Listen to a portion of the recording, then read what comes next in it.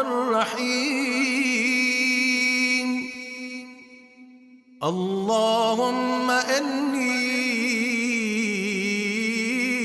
أسألك فيه ما يرضيك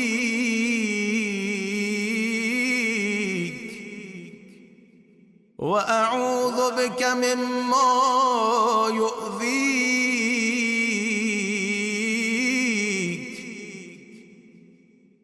وأسألك التوفيق فيه لأن أطيعك ولا أعصيك يا جواد السائلين.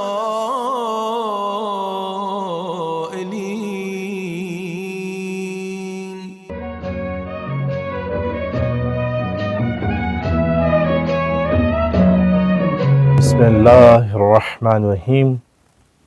24ویں روزے کی دعا کی تلاوت کا شرف ہم نے حاصل کیا.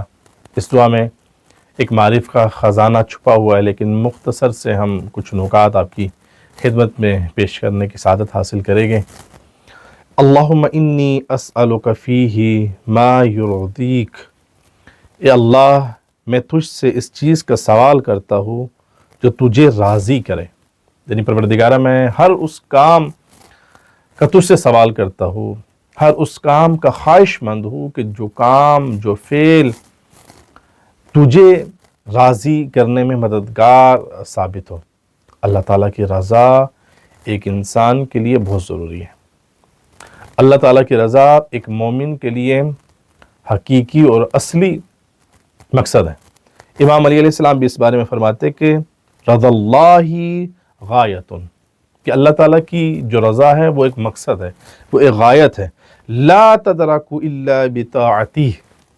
اور پھر مولا نے فرمایا کہ یہ اطاعت کے بغیر حاصل نہیں ہو سکتی.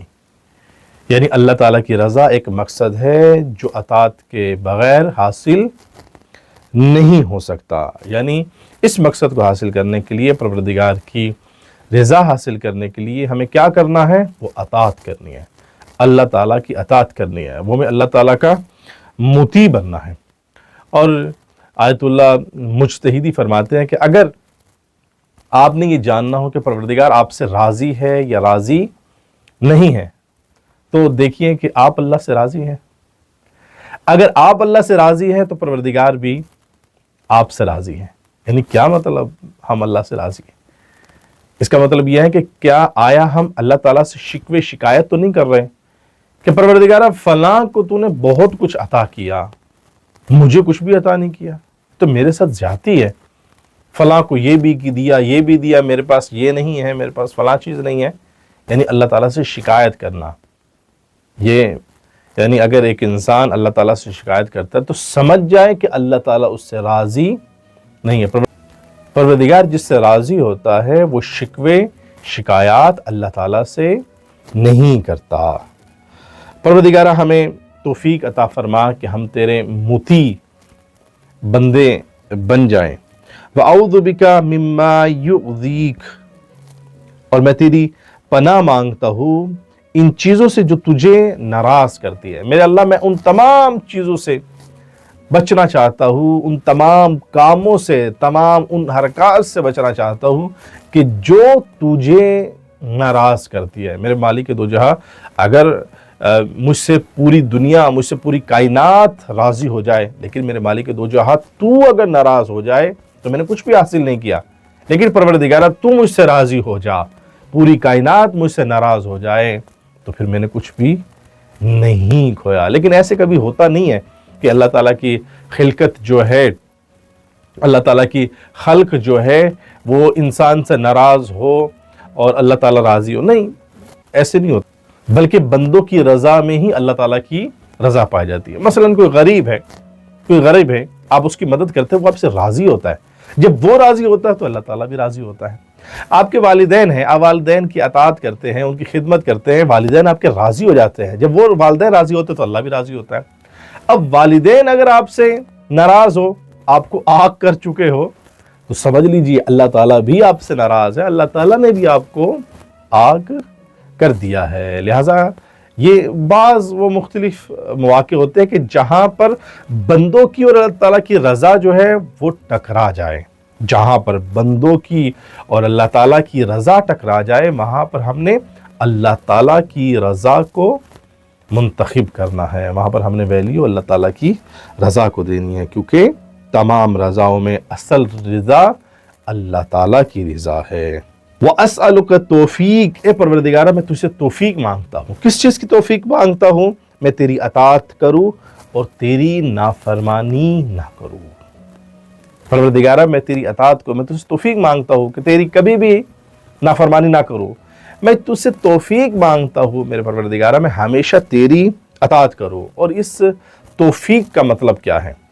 توفیق کا مطلب یہ ہے کہ پروردگار کی ذات نیکی کرنے کا راستہ یا نیکی کرنے کے اسباب آپ کے لیے ہموار کرے، یعنی اللہ تعالیٰ آپ کو موقع دے کہ آپ نیک کام کر سکیں، پروردگار آپ کو توفیق دے کہ آپ گناہوں سے بچ سکیں۔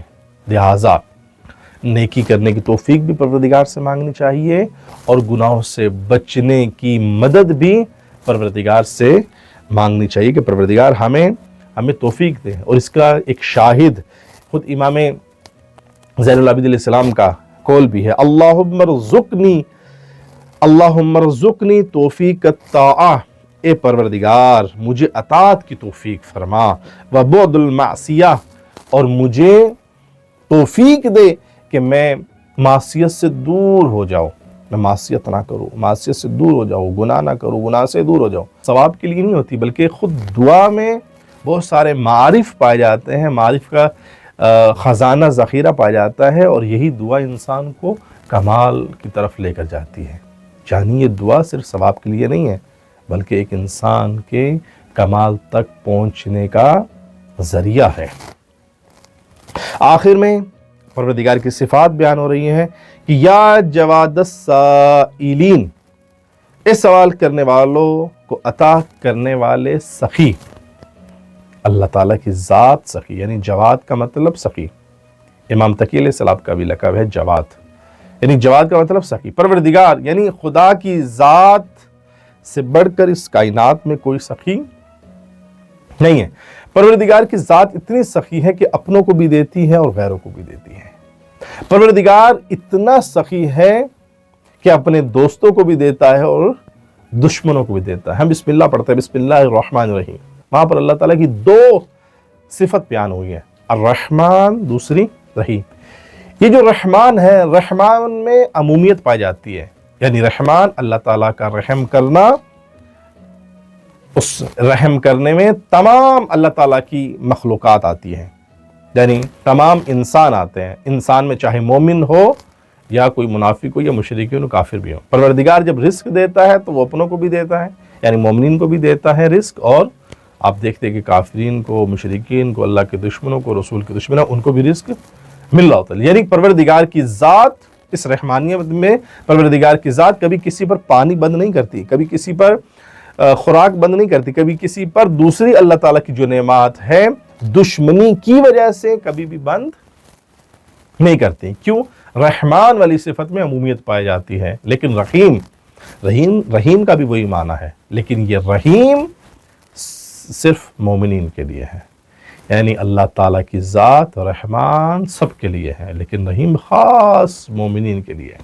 خاص اللہ تعالیٰ کی رحمت جو مومنین پر برستی ہے وہ رحیم صفت میں پائی جاتی ہے۔ پروردگارہ تجھے واسطہ محمد علیہ محمد کا ہم پر خاص اپنی رحمت نازل فرما۔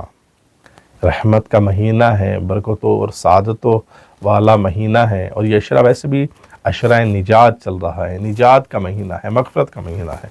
پروردگارہ ہمیں ماہ رمضان المبارک میں جہنم سے نجات عطا فرما اور ہماری تمام تر دعا کو مستجاب فرما۔